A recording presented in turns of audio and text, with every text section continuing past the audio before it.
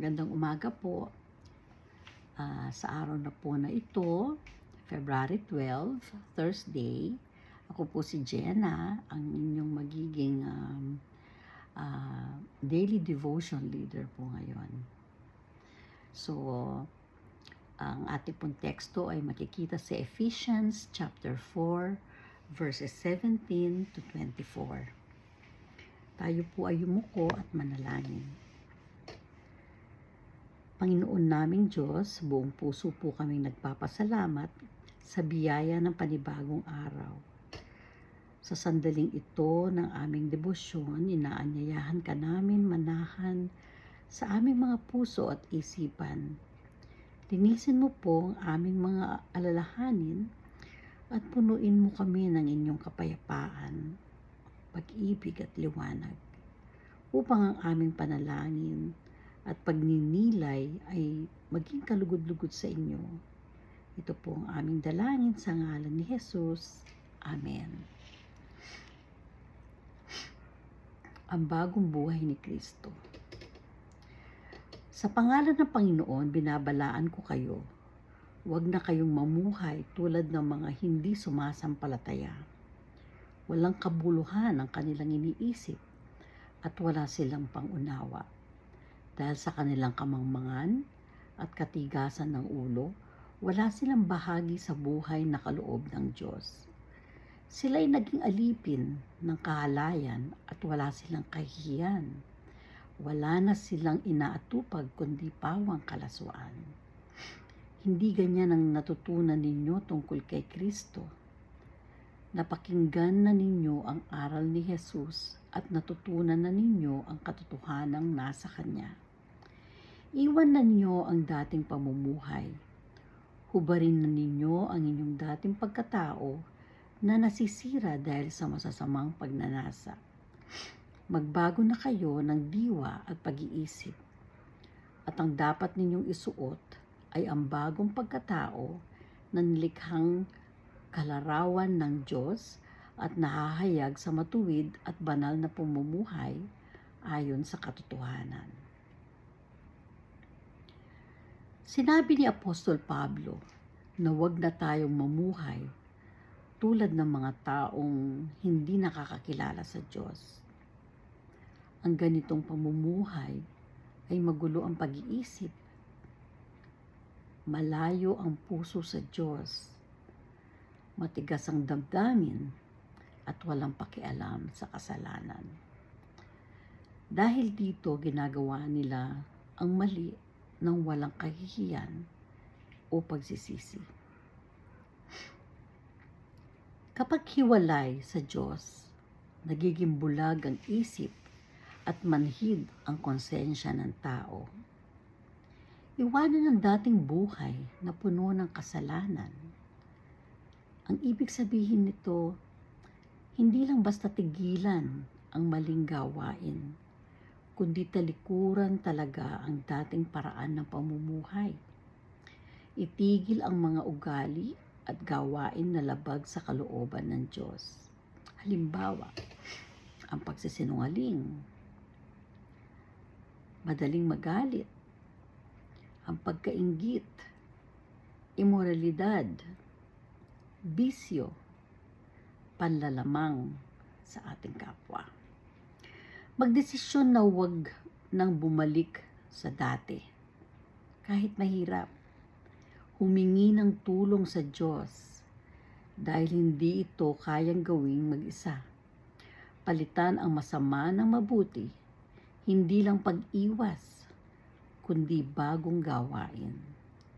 Sa madaling sabi, hindi sapat ang pagbabago sa pagkilos lang. Kailangan din pagbabago ang isip, puso, at direksyon ng buhay. Pero sabi ni Pablo, hindi ganito ang itinuturo ni Kristo. Kung tunay nating kilala at sinusunod si Jesus, natutunan natin ang katotohanan na nasa Kanya. Ang buhay Kristiyano ay nakabase sa katotohanan ni Kristo, hindi sa dating paraan ng pamumuhay. Ibig sabihin, Ang pamantayan ng ating buhay ay si Jesus at ang kanyang mga salita. At hindi ang mga nakasanayang ugali noon, mga impluwensya ng mundo, mga bagay na sariling kagustuhan lamang o mga dating maling paniniwala natin. Pero anong itsura nito sa totoong buhay? Nagbabago ang pag-iisip. Tinatanong natin, ano ba talaga ang gusto ni Kristo? Nagbabago ang puso. Natututo tayong magmahal, magpatawad, at magpakumbaba. At nagbabago ang direksyon ng ating buhay. Hindi na tayo bumabalik sa dating mali. Sa simpleng paglalarawan, ano tayo dati? Anong sinasabi natin dati? Ito ang aking nakasanayan.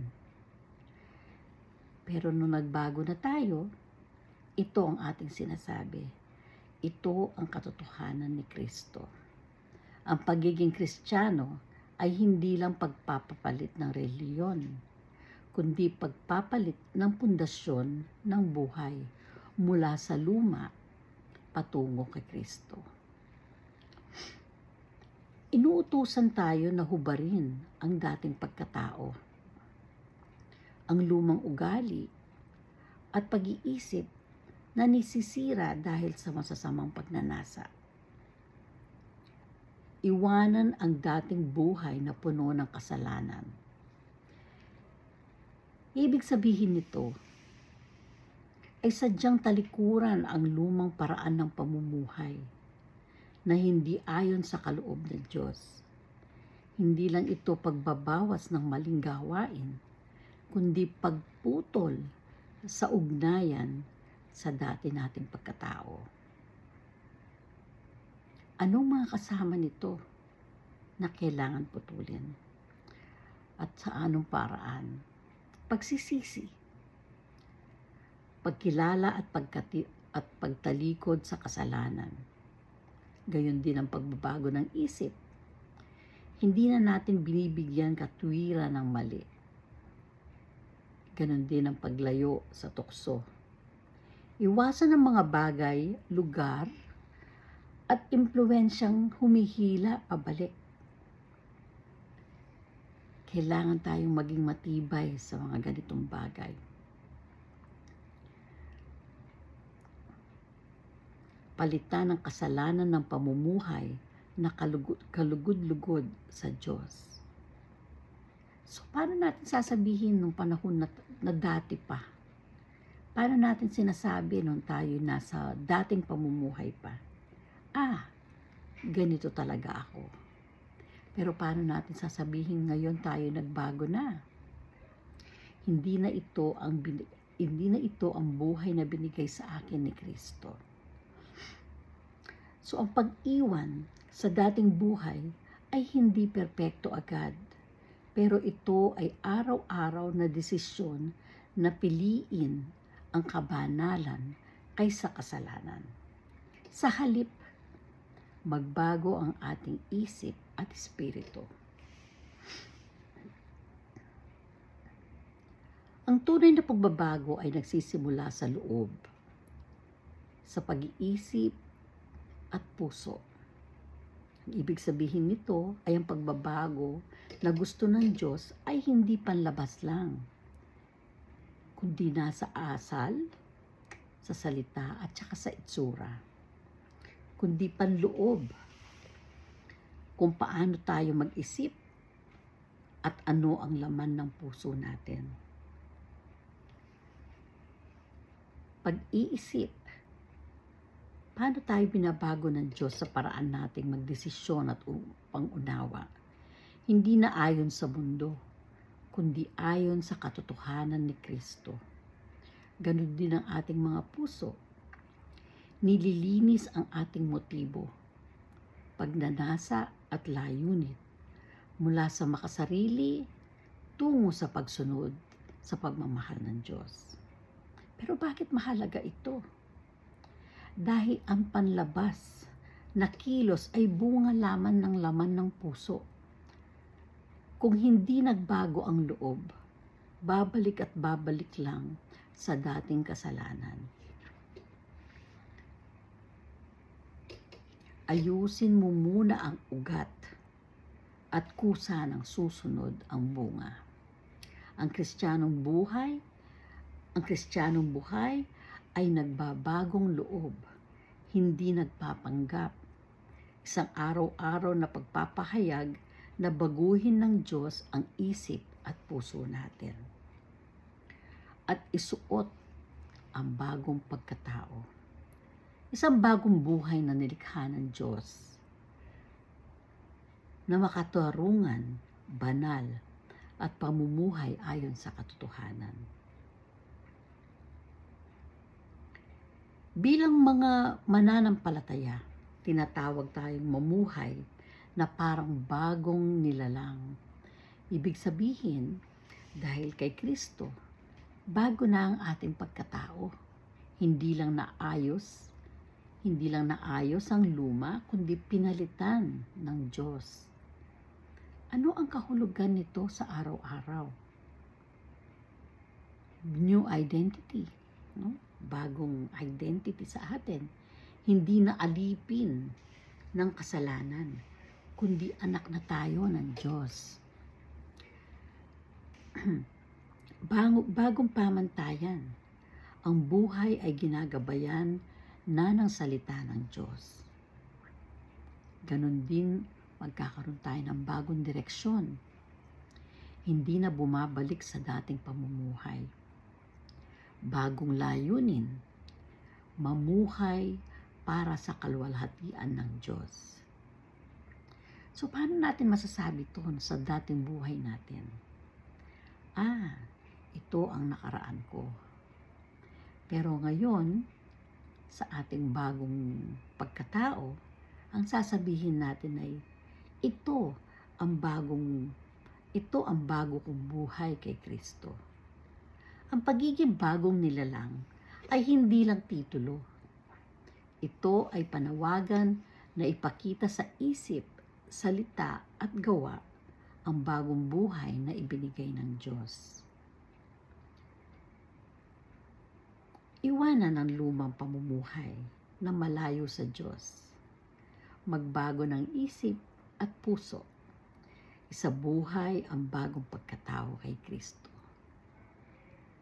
At ito po ang ating mga salita na nanggaling po sa ating mga Biblia. Ito po yung mga banal na salita ng Panginoon para sa atin. Maraming salamat po. Tayo po ay yumuko sa ating pagsarang panalangin. Aming mapagmahal na Diyos, salamat po sa inyong salita na patuloy na humuhubog at kumagabay sa aming buhay. Tulungan mo po kaming talikuran ng aming dating pagkatao na alipin ng kasalanan at maling pagnanasa. At turuan mo kaming magsuot ng bagong pagkatao na hinubog sa inyong katotohanan, kabanalan at katwiran. Baguhin mo po ang aming mga isipan at puso upang ang aming mga kilos, pananalita at pamumuhay ay magiging patunay ng aming bagong buhay kay Kristo. Sa aming pagharap sa araw na ito, samahan mo po kami at ipamuhay nawa namin ang aming natutunan sa araw-araw. Ito po ang aming dalangin sa ngalan ni Jesus. Amen. Maraming salamat po. May God bless us all.